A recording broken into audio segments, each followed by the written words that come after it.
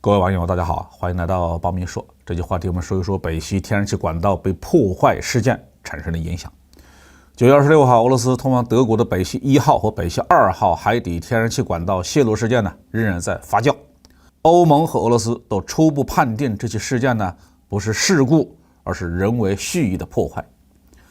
这起事件的影响是深远的，对中国有什么影响呢？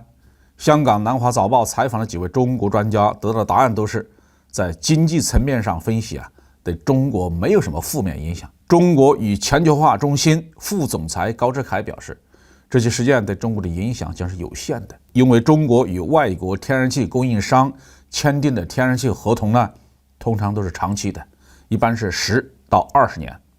因此，在特定时刻的天然气的价格波动对正在进行的天然气合同呢没有重大的影响。但是北溪管道的损失对欧洲的影响将是严重和持久的，因为没有一个国家或企业能够在短时间内弥补北溪管道所能提供的天然气。有的学者认为这起事件对中国有一些经济上的好处。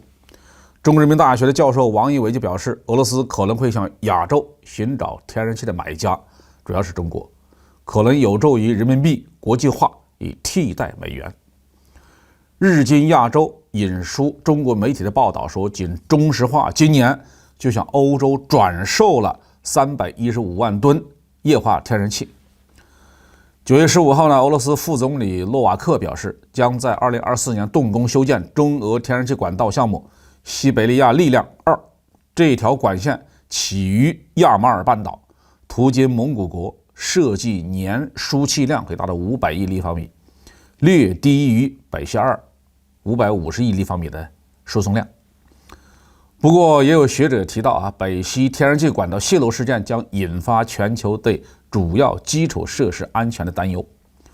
各国将花费越来越多的资金来确保管道的安全。有些自媒体指出破坏北溪天然气管道的势力也能够破坏从俄罗斯和中亚通往中国的天然气管道，中国呢也需要做好应对的准备。总体来说，这起事件对欧洲的影响是非常严重的。在经济上，欧洲这个冬天将彻底没有了俄罗斯天然气的供应的。北溪天然气管道的修复工作是否可行，需要花多少时间和资金，都还有待评估。但肯定的是，短期内是无法恢复的，这个影响将是长期的。欧盟的天然气产出国挪威受益最大，波罗的海天然气管道已经开始从挪威大陆架向波兰输送天然气。英国首相特拉斯在他上任以后首先宣布了一项新的能源政策，包括恢复海上石油和天然气的勘探，撤销水力压裂开采法禁令。而欧盟各国都是禁止水力压裂开采法的。德国的领土和领海上也有一定的天然气蕴藏量，但由于禁止水力压裂开采法，目前无法开采。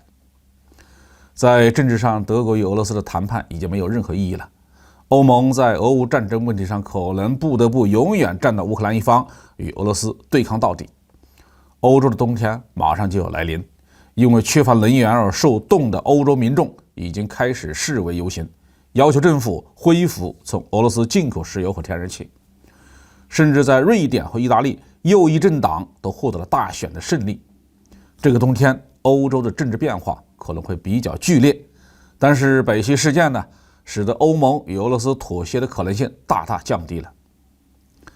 在军事上，俄罗斯已经声称这起事件如果确认是蓄意破坏，将被视为战争行为。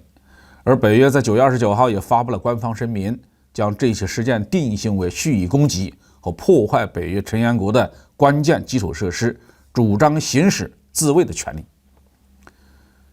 这起事件受益最大的是美国，不但削弱了欧洲，让欧洲断了对俄罗斯妥协的念想，还可以向欧洲大量的出口液化天然气 LNG 来牟利。